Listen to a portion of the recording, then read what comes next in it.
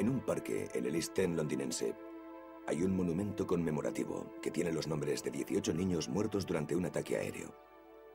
Y creo que las bombas cayeron sobre las 11 de la mañana, si no recuerdo mal. Mientras yo estaba allí, la portera salió con el primero de los cuerpos.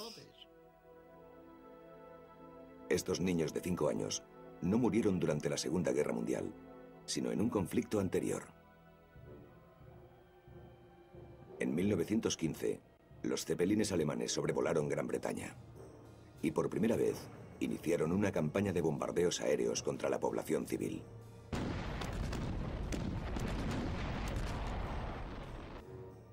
Era la primera vez que vivíamos una guerra.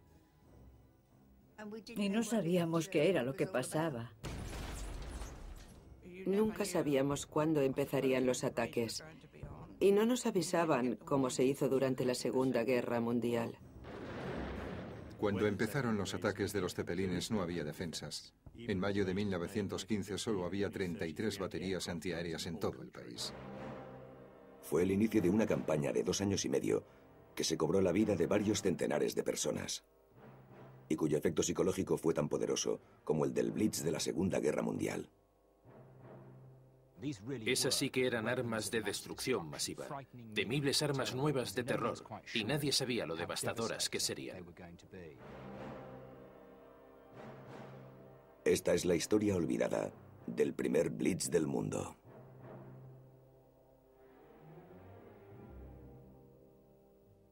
El primer Blitz.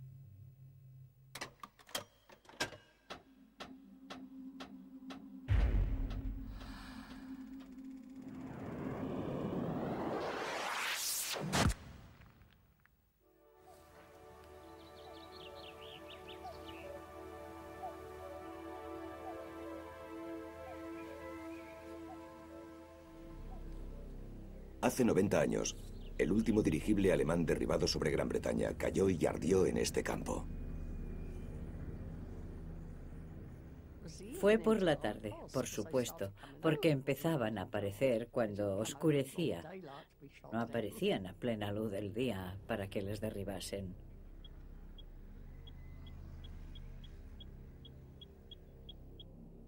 Mi madre dijo: «Ven a mirar, hay un cepelín sobre la casa». Un montón de ellos se acercaban esos días, pero no pasaban sobre nuestra casa. Así que cuando uno se acercó tanto, me dijo: «Ven a mirar».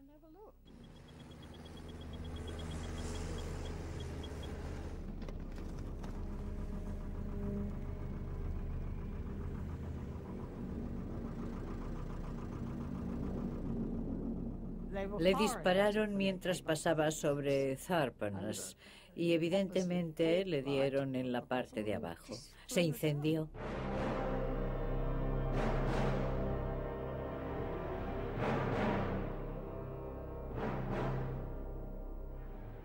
Por supuesto, sabíamos que caería en algún sitio y al día siguiente descubrimos que había caído en Ciberton y fuimos hacia allí.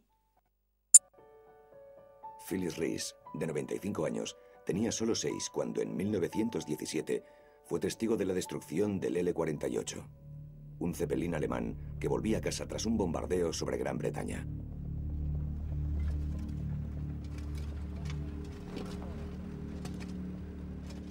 Nueve décadas después, un equipo de arqueólogos especializados en la Primera Guerra Mundial ha venido al lugar donde se estrelló, no muy lejos del pueblo de Ciberton, en Suffolk.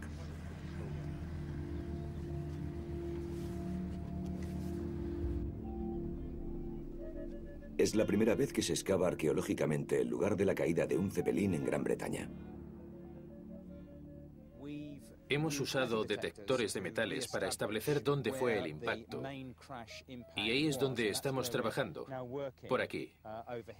Hemos usado los detectores de metales para saber dónde hay más concentración de pequeños escombros metálicos del cepelín derribado.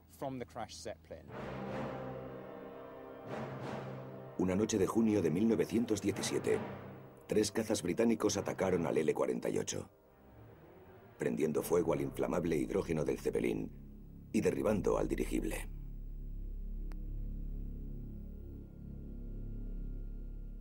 Recuerdo cuando lo vi por primera vez. Esa cosa enorme parecía llenar todo el campo.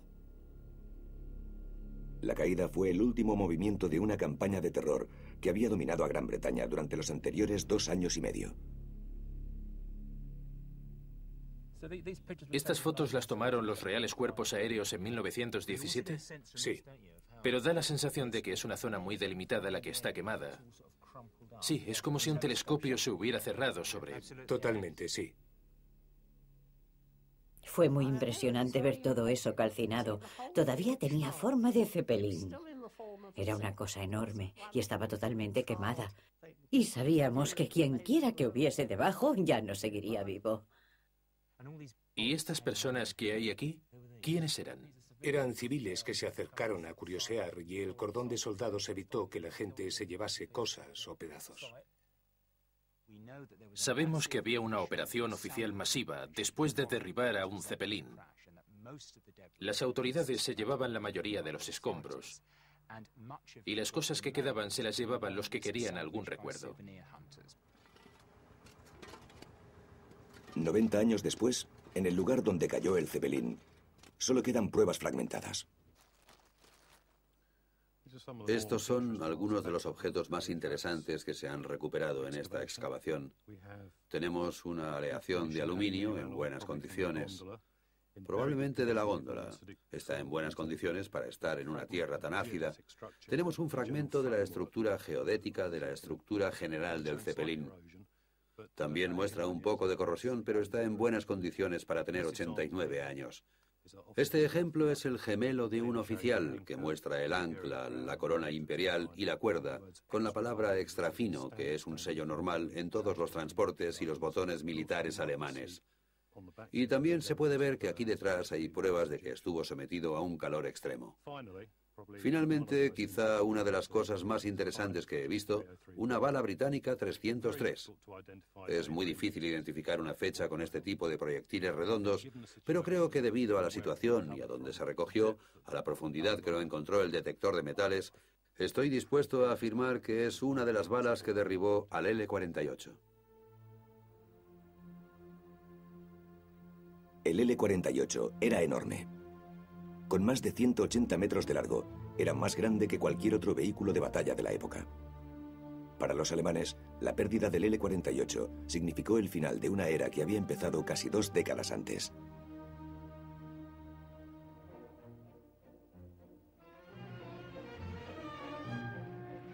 Tres años antes de que los hermanos Wright despegaran en Kitty Hawk, el conde alemán Zeppelin preparaba su dirigible rígido.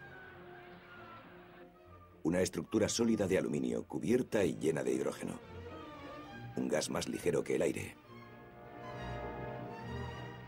Maniobrable y con una velocidad de hasta 80 kilómetros por hora, el dirigible fue revolucionario. La gran ventaja del dirigible rígido es que puedes hacerlo mucho más grande. Así que puedes llevar más combustible y aplicar más potencia. Así que puedes crear un sistema completo que te permita viajar muy lejos. Y la mayor ventaja del dirigible rígido era su alcance. Podía recorrer grandes distancias comparado con un avión que en 1914 apenas podía despegar y volver a casa.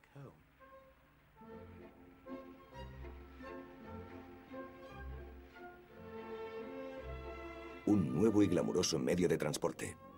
En 1914, los Zeppelines, que era el nombre que les habían dado, habían volado más de 160.000 kilómetros y habían transportado a 37.000 pasajeros civiles sin ningún problema. Pero incluso en 1908, los escritores de ficción, como H.G. Wells, previeron el potencial del Zeppelin como instrumento de guerra.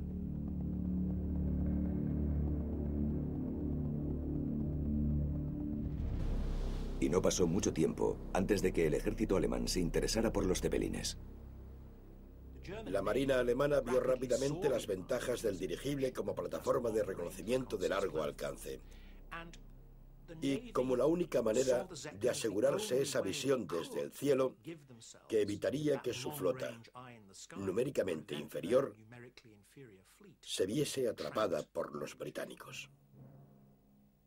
La flota de dirigibles de la Marina alemana sería dirigida por un joven oficial llamado Peter Strasse, a quien vemos aquí con el anciano conde Zeppelin. Fue Strasse quien vio el gran impacto militar que los Zeppelines podrían tener y afirmó que se podía superar a Inglaterra mediante dirigibles. Poco después del estallido de la Primera Guerra Mundial, la Marina británica bloqueó a Alemania, intentando que se sometiera mediante una hambruna. La Marina alemana tomó represalias contra los civiles británicos, bombardeando los pueblos costeros ingleses de Scarborough, Whitby y Hartlepool antes de Navidad de 1914. Pero los alemanes darían un paso todavía más audaz el mes siguiente, cuando extendieron el conflicto desde el mar al aire.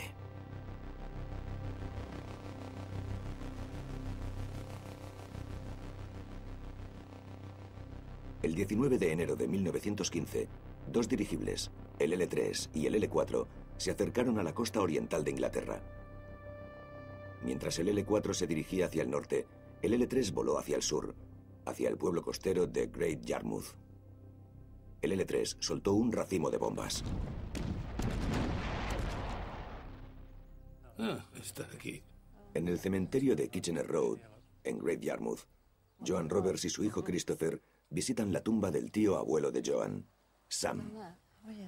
Ahí está. La familia no sabía nada de la existencia de la tumba, hasta que un historiador local la descubrió recientemente. Es un poco diferente, ¿verdad? Sí. Samuel Alfred Smith, asesinado por una bomba de un Zeppelin, el 19 de enero de 1915, a la edad de 53 años. Esa noche, Sam Smith se convirtió en el primer civil británico de la historia en perder la vida en un bombardeo aéreo. Mi tío bisabuelo.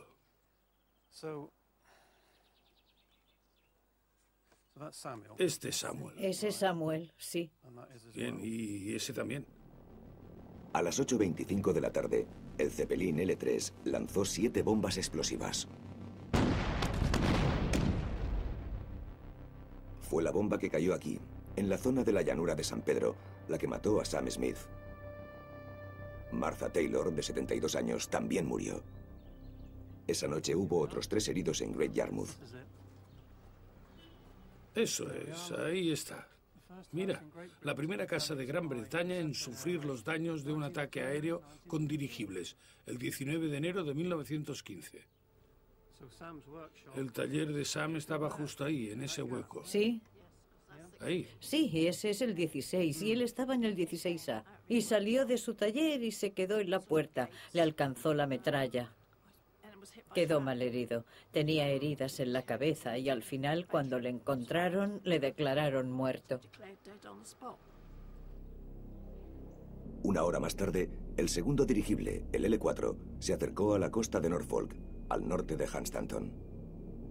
30 minutos después, lanzó su carga mortal sobre King's Lynn y mató a 2 personas e hirió a otras 13. Que la gente fuera asesinada en su casa, en su calle, desde el aire, era algo nuevo. Los escritores de ciencia ficción, como H.G. Wells, habían escrito sobre ello, pero de repente ocurría. Era el horror de la guerra moderna, y fue una gran sorpresa. Los primeros 2 ataques sobre Great Yarmouth y King's Lynn demostraron lo mal preparada que estaba Gran Bretaña para una guerra aérea. Cuando empezaron los ataques de Zeppelines, la mayoría de sus objetivos estaban bien iluminados. Nadie había pensado en tomar precauciones contra los ataques aéreos, en cómo enfrentarse a esa amenaza. No fue hasta el verano de 1916 que se ordenó un apagón general en Londres que paralizaba la ciudad por la noche. La idea de la ofensiva alemana contra Gran Bretaña, tanto por tierra como por aire, era demostrar que el centro del Imperio Británico era vulnerable. De hecho, Winston Churchill, el primer lord del almirantazgo británico, había anticipado la amenaza que suponían los Zeppelines en 1910. Apenas un mes después del estallido de la Primera Guerra Mundial, Churchill autorizó los bombardeos de los hangares de dirigibles alemanes. Un acontecimiento que ocuparía las portadas de los periódicos. Lo que hacían era llevar las bombas en la cabina y lanzarlas por un lado cuando llegaban a su objetivo.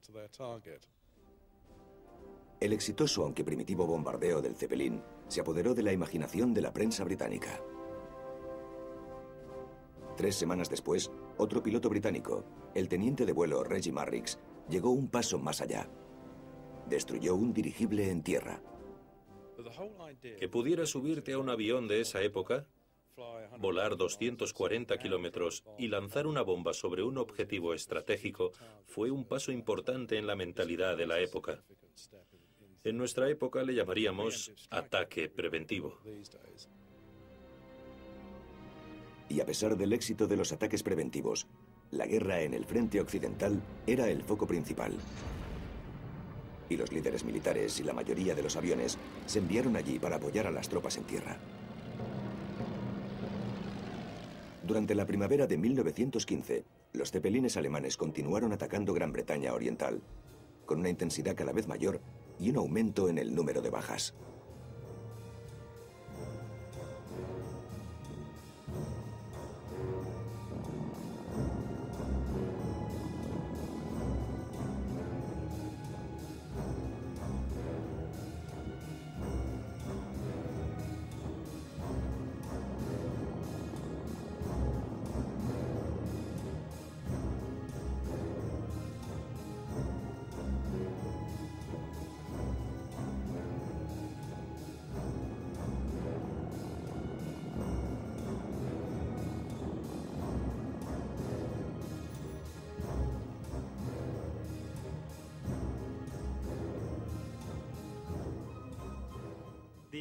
Los ataques eran una experiencia nueva para los civiles británicos. La última vez que alguien había atacado directamente a los civiles había sido cuando los holandeses habían atacado Medway en 1667, así que para mucha gente era aterrador.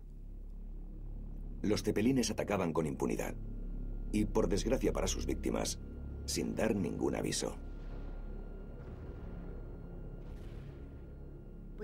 Había policías en bicicleta con pitos y también ruido de matracas. Cuando llegaban los ataques, nos sacaban de la cama. Nos llevaban a la cocina y nos sentábamos debajo de la mesa hasta que pasaba todo. Algunos de los consejos que se daban ahora nos parecen muy raros. ¿Qué hacer durante un bombardeo aéreo? Vaya a la bodega y llévese el whisky. Mucha gente fue a casa del forense de la zona, que también era enterrador, porque allí tenían el sótano reforzado. Pero no teníamos refugios. Algunas casas tenían sótanos que se podían usar, pero siempre queríamos estar con otra gente. Salíamos a la calle para hacerlo. Mientras aumentaba el número de bajas civiles, los periódicos, indignados, publicaban fotografías de las mujeres y los niños inocentes que habían muerto. El público, enfadado y asustado, empezó a rebelarse contra la gente que debía protegerles. Cuando bombardearon Hull, los soldados del ejército recibieron una paliza en las calles del pueblo porque no había habido una defensa adecuada. Existe el caso de un vehículo de los Reales Cuerpos Aéreos que fue apedreado tras un ataque sobre Beverley, en el este de Yorkshire, así que había una preocupación porque las defensas no eran adecuadas. El problema con las defensas aéreas británicas al principio de la guerra era que los aviones que quedaban eran viejos, lentos, y no podían trabajar a la misma altura que los zeppelines.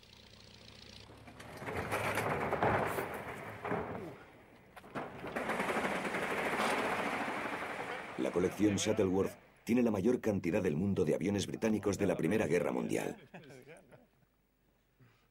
En 1914, la defensa aérea se dividía entre los Reales Cuerpos Aéreos y el Real Servicio Naval Aéreo. Cuando miramos un Zeppelin vemos algo muy grande. Tiene 180 metros de largo y 18 metros de ancho, así que pensamos que sería relativamente fácil de derribar. Pero creo que era exactamente lo contrario. Es intrigante, ¿verdad? Alambre, madera y tela. Esos eran los materiales de un caza de guerra típico de la Primera Guerra Mundial. Lo que debemos recordar sobre el estado de las fuerzas aéreas al principio de la Primera Guerra Mundial en 1914 es que los aviones solo tenían 11 años, así que todo estaba muy verde.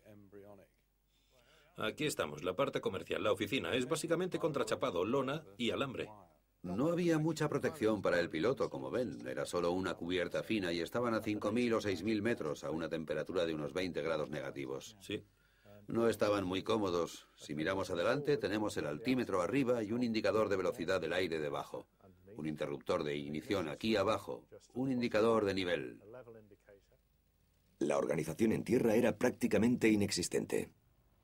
Se formaban escuadrones con diferentes tipos de aviones en lugar de clasificarlos. Había pilotos que se entrenaban ellos mismos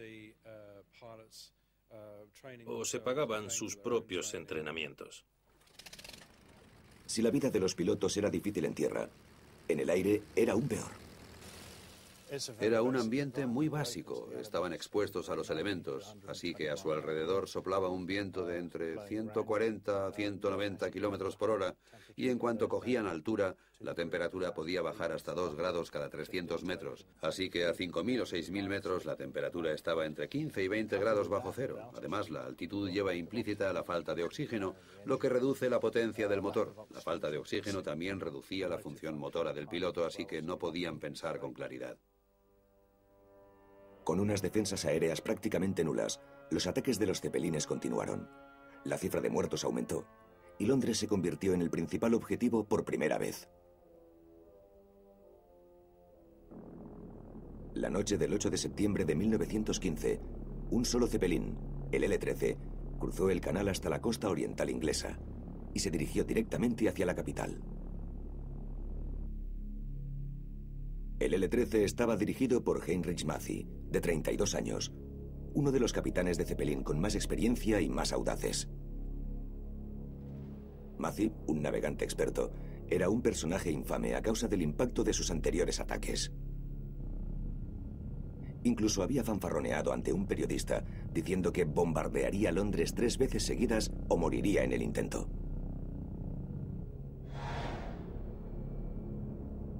Sobre las 11 de la noche, Mathy lanzó sus primeras bombas sobre Golders Green, al norte de Londres, antes de bajar hacia el centro de la ciudad. David Warren es guía turístico y lleva a los grupos por la ruta del ataque de septiembre de Mathy. Una de las partes más importantes de la visita es el pasaje de Lamb's Conduit en Holborn. El dirigible L-30 pasó por encima de donde estamos nosotros y lanzó una bomba de 50 kilos que golpeó una lámpara que mató a Henry Coombs, un empleado de la Compañía de la Luz. Cayó sobre el pub Dolphin y detuvo el reloj a las 10:40, reloj que ha seguido así hasta hoy. La explosión abrasó el pasaje Lamb's Conduit, causó daños en los números 7 y 10 e incendió esos 2 edificios. Mathy continuó lanzando bombas y acercándose a su objetivo principal, los almacenes textiles de Bartholomew Close, en la ciudad de Londres. A bordo del L-13 iba la mayor bomba utilizada en los ataques con cepelines.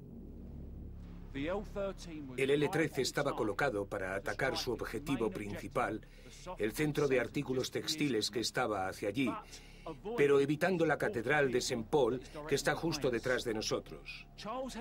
Charles Henley, que era bombero de guardia en la zona en ese momento, oyó un ruido extraño a lo lejos, como el zumbido de un motor, y de repente hubo un ruido espantoso. Cuando Charles Henley volvió en sí, miró a su alrededor y vio que la plaza estaba totalmente destrozada.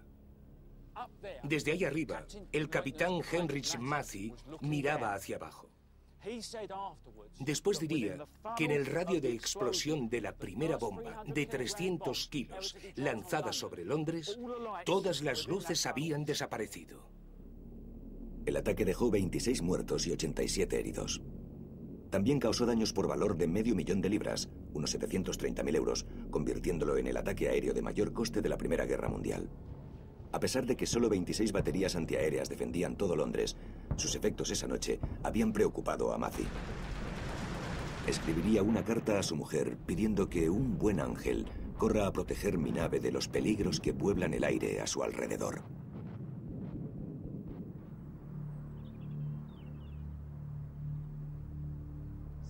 La colina de Monkham's Hall, al noreste de Londres, es una posición de ventaja sobre la ciudad.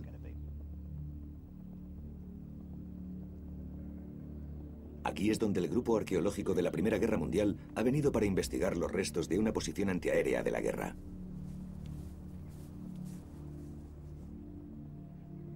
Esta plataforma fue una de las posiciones defensivas construida en un anillo de acero alrededor de Londres. Fue el primer intento de defender la ciudad de un ataque aéreo. Esta fue la primera guerra aérea que se libró. Así que este es el primer sistema de defensa aéreo construido. ¿De dónde salieron las armas? ¿Son armas hechas especialmente como armas antiaéreas? ¿O eran armas que se adaptaron de la Marina o algo así? No sé la respuesta a esa pregunta. No, parece ser que no. Todo fue una improvisación. Se hacían ajustes después de las pruebas y parece que estas armas rápidas de 76 milímetros eran una adaptación de una pieza de artillería corriente. Podían disparar hasta 5.400 metros de altura. Quizá eso fuera en condiciones óptimas. Normalmente no debían llegar a ese rendimiento, pero parece que alguna vez sí consiguieron llegar tan lejos. ¿Y si disparaban verticalmente, no corrían el riesgo de que las balas cayeran? Sobre ellos. Los documentos sugieren que hubo bastantes bajas, bastantes muertos, bastantes heridos, por los fragmentos de los proyectiles antiaéreos británicos que explotaban en el cielo y caían.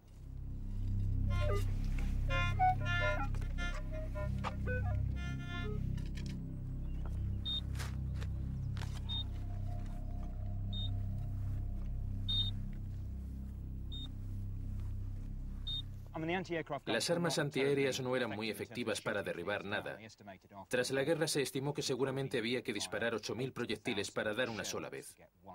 Y evidentemente acertar no significaba necesariamente matar. Así que los cepelines no solían ser derribados por las armas antiaéreas. Pero esta especie de anillo de hierro que se construyó, y probablemente el hecho de multiplicar por 10 las armas existentes a lo largo de unos 2 años, supuso un aumento en la potencia de fuego, y empezó a resultar difícil para los cepelines entrar a Londres, que era su objetivo principal.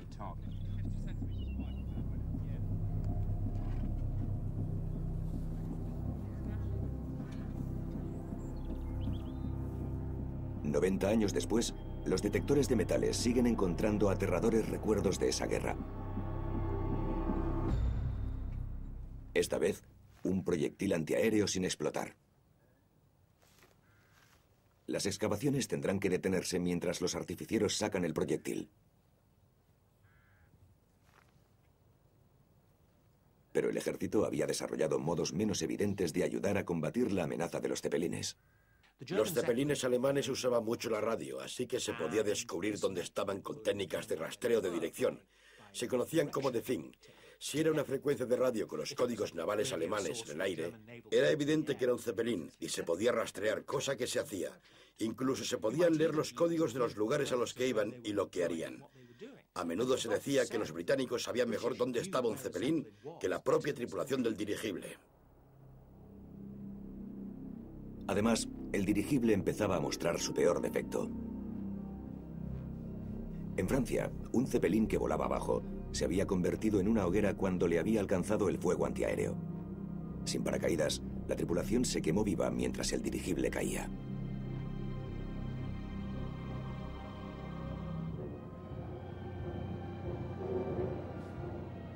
A pesar de estos peligros, en 1916 el número de ataques sobre Inglaterra había aumentado significativamente.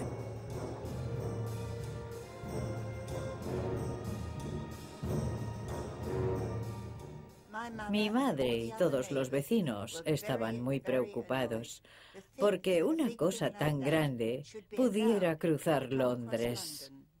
En cuanto a la indignación pública, empezaron a haber disturbios contra los alemanes en el East End. Por ejemplo, hubo unos disturbios en Stoke Newington. Hay historias sobre pastores alemanes apedreados en las calles y ese tipo de cosas. Cualquiera que tuviera un apellido alemán corría el riesgo de convertirse en un objetivo. Los dueños de las tiendas eran los objetivos. Los persiguieron tan rápido como pudieron. Y por supuesto eso supuso un cambio porque evitábamos sus tiendas. Los alemanes quisieron valorar el impacto de sus ataques, interrogando a los soldados británicos capturados. Los oficiales británicos capturados decían que no tenían ningún valor militar, que no atacaban objetivos militares, que eran inútiles, una pérdida de tiempo. Pero lo interesante es que los soldados rasos interrogados por los alemanes decían que sus madres, sus mujeres, sus hermanas o quien fuera les habían dicho que esos ataques tenían un gran impacto sobre la moral del país.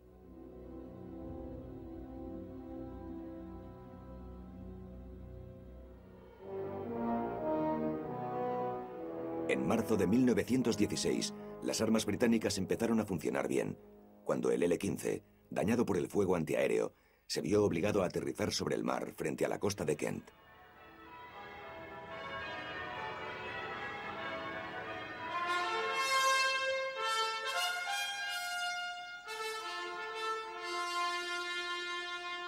Pero fueron los aviones de los recién creados escuadrones de defensa los que tuvieron el mayor impacto sobre la batalla británica contra los cepelines. En verano de 2006, el estandarte del 39º Escuadrón de la RAF se entregó en Clement Danes, la iglesia de las Reales Fuerzas Aéreas en la calle Strand de Londres. El escuadrón se había disuelto tras 90 años de servicio. Formado en mayo de 1916 como uno de los 4 escuadrones de defensa, su propósito era defender Londres de la amenaza de los cepelines. Tendría un dramático impacto sobre la guerra aérea en Gran Bretaña. Uno de sus primeros pilotos obtuvo la Cruz de la Victoria por sus acciones contra los cepelines. El teniente William Lee Robinson se convirtió en un héroe de la noche a la mañana, cuando el 3 de septiembre de 1916 derribó el primer dirigible alemán sobre suelo británico. Lee Robinson voló cerca del dirigible y disparó varias balas a los globos llenos de hidrógeno. Como muestran estas fotos de la época, hizo caer en picado al SL-11, lo que mató a toda su tripulación.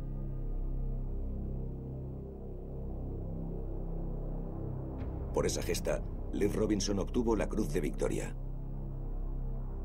Pero el verdadero alcance fue tecnológico.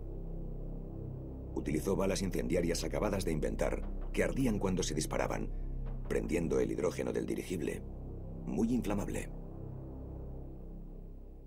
El final del verano de 1916 debía haber sido el momento álgido de la ofensiva de los cepelines. Llevaron a cabo algunos ataques masivos, en una ocasión con 16 dirigibles. Pero los británicos tenían las balas incendiarias. Los cazas que podían organizarse y colocarse en el lugar adecuado, con los cepelines iluminados por los focos, podían disparar grandes cantidades de balas explosivas e incendiarias que hacían arder el gas de los dirigibles. Y eso tuvo un tremendo impacto. Así que hubo gente que salió a la calle a bailar de alegría, a cantar, incluso a tocar la gaita en algún lugar. Las tripulaciones de los dirigibles alemanes se resintieron mucho de la pérdida del SL-11. Y el famoso comandante de Zeppelin, Heinrich Mathy, lo sufrió especialmente. Escribió a su mujer: «La guerra se está volviendo seria. Deseo con todas mis fuerzas que no tengas que hacer ningún sacrificio por la patria y que yo siga a tu lado para rodearte de amor, como si fuera un vestido».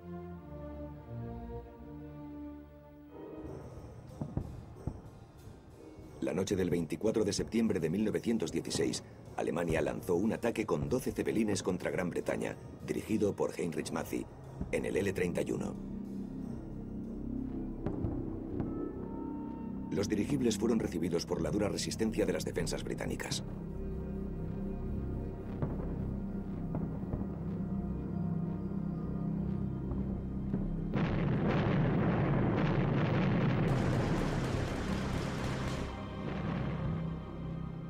La primera víctima fue el L-33, que tras lanzar sus bombas incendiarias sobre el East End londinense, recibió el impacto del fuego antiaéreo. Perdió gas y se vio obligado a aterrizar en un campo de Essex. Quedaba tan poco hidrógeno que la tripulación no pudo destruir el dirigible antes de entregarse. Las fuerzas británicas incluso consiguieron salvar uno de los motores para utilizarlo. Toda la tripulación del L-33 sobrevivió. Tuvieron suerte. Esa misma noche, Mathy y su tripulación del L-31 vieron con horror cómo su dirigible gemelo, el L-32, estallaba en llamas y caía en picado.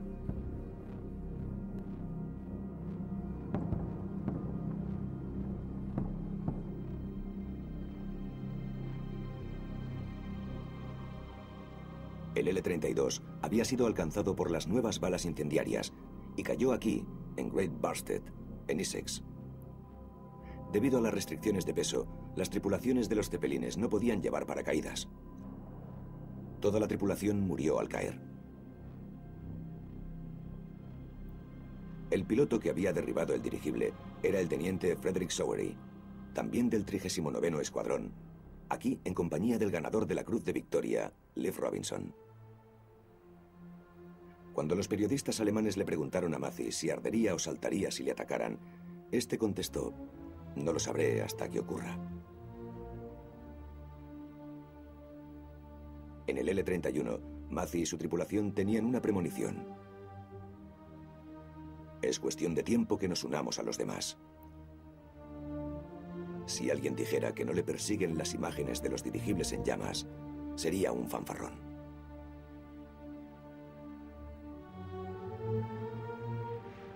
Solo faltaba una semana para que sus peores miedos se hicieran realidad.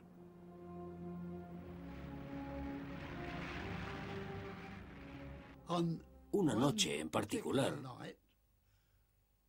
mi padre vino y me cogió de debajo de la mesa. Me llevó a la puerta principal, me levantó y desde la puerta miramos hacia el norte. Allí había un cepelín que caía envuelto en llamas. Lo que Jack Brown vio esa noche eran casi con seguridad los restos humeantes del cepelín L-31, con Heinrich Mathy y su tripulación a bordo.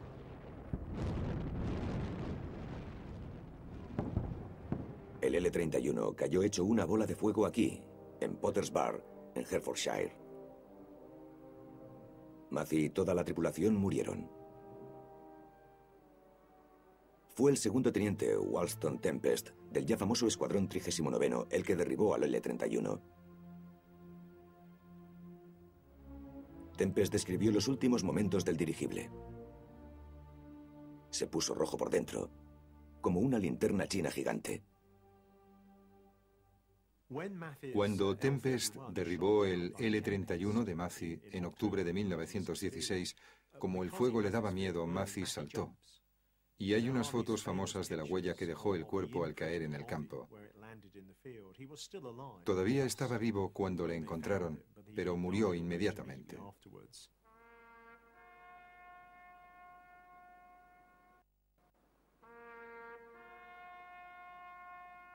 En el funeral de la tripulación del L-31 en Potters Bar, Hertfordshire, sonó el toque de retreta. El ataúd del comandante del Zeppelin llevaba una simple inscripción: Comandante Mathy, muerto en acto de servicio el 1 de octubre de 1916.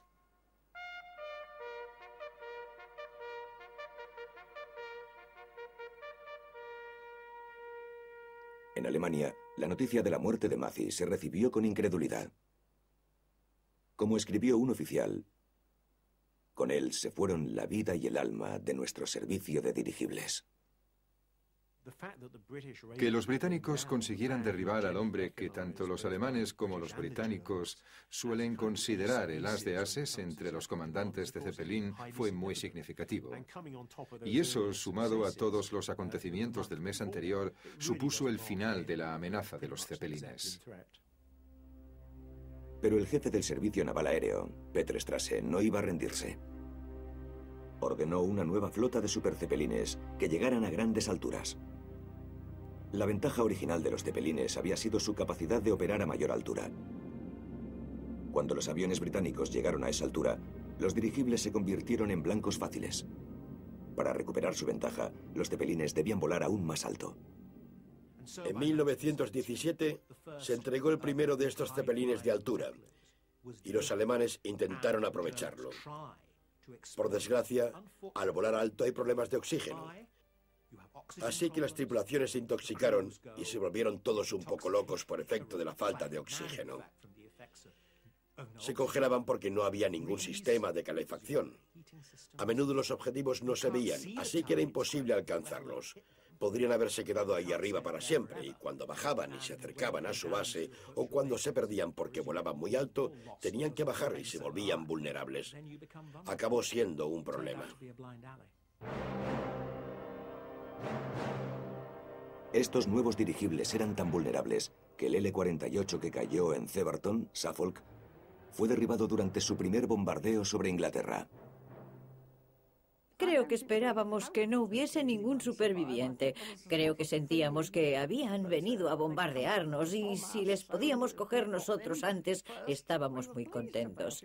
Así nos tomábamos la guerra. No queríamos que pasaran por encima, nos tirasen de todo y se saliesen con la suya. Pero incluso mientras los aliados brindaban por sus victorias sobre los dirigibles derribados, los alemanes estaban a punto de lanzar su nueva arma de terror, el bombardero. Y el Goethe fue el primer bombardero con bastante alcance para llegar a Inglaterra. El primer ataque con aviones fue en mayo de 1917. Fue en Folkestone y hubo una gran indignación pública. Una de las mayores sorpresas para los británicos fue que los aviones llegaban a plena luz del día, así que podían ver sus objetivos mucho mejor y causar muchos más daños que el Zeppelin. El primer ataque con bombarderos durante el día sobre Londres fue el 13 de junio de 1917. Y creo que las bombas cayeron sobre las 11 de la mañana, si no recuerdo mal. Jack Brown tenía 6 años en ese momento y estaba en la escuela, en Poplar, en el East End londinense. Nuestro maestro dijo: vamos a hacer un simulacro de ataque aéreo. Consistía en sacar el ala del pupitre y colocarnos debajo. Lo hicimos. Y en cuanto nos habíamos colocado allí, estallaron los cristales. Todo cayó y había humo y toda clase de cosas por todas partes. Una sola bomba cayó sobre el tejado y atravesó 2 pisos antes de estallar en la clase contigua a la de Jack. Lo recuerdo todo en silencio. No recuerdo ninguna explosión. No sé si es que me aturdió o qué ocurrió. Incluso cuando recuerdo los cristales que caían y se rompían por todas partes, sigo sin relacionarlo con ningún sonido. Recuerdo que no había pánico, no había miedo, porque todo era nuevo. Y había sido tan repentino que todos los niños estábamos desconcertados y asombrados. Salimos al patio. Mientras yo estaba allí, la portera salió con el primero de los cuerpos. En total, 18 niños de la escuela murieron en el ataque. Otros 37 resultaron heridos. Después, cuando llegué a casa, mi madre se acercó por la calle corriendo con un zapato puesto y el otro en la mano. Siempre la recuerdo así, corriendo. Y bueno, no sé, se detuvo y me miró. Y no recuerdo lo que ocurrió después.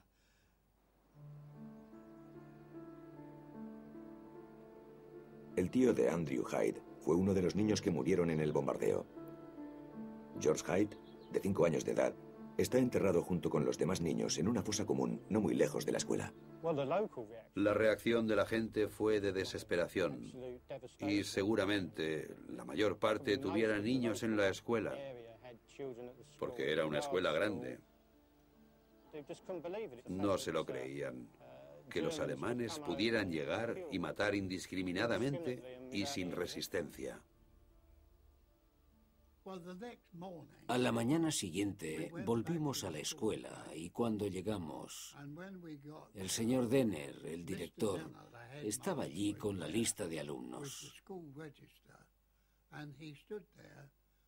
Pasó lista y recuerdo que estaba allí de pie. Y mientras decía los nombres, lloraba. Era un hombre corpulento, así que me impresionó mucho que un hombre de su estatura y de su importancia en mi vida estuviese en ese estado. Fue un gran golpe.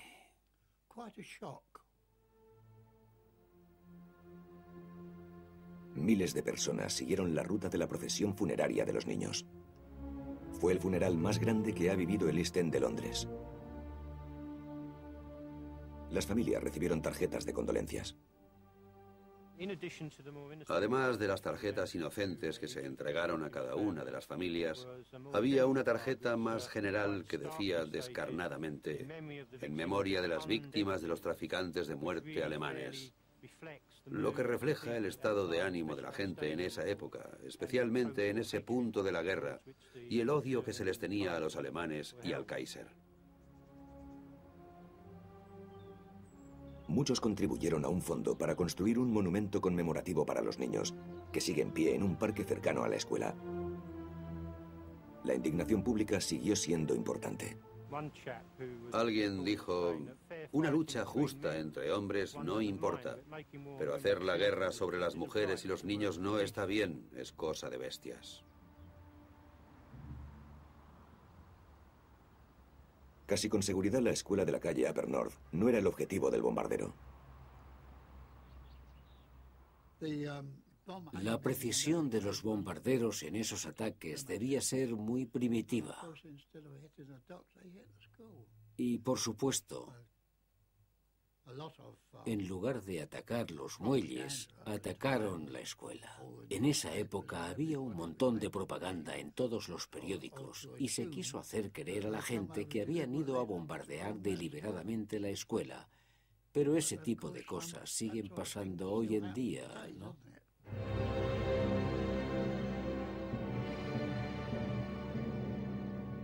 Comparado con la carnicería del frente occidental, el número de bajas del primer Blitz fue mínimo.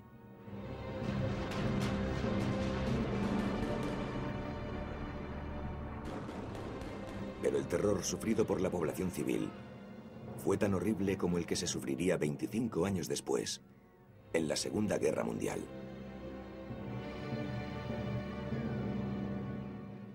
Primero los Zeppelines y después los Goethe serían el plan de las siguientes campañas de bombardeos en las que los civiles se convertirían en objetivos integrales de guerra.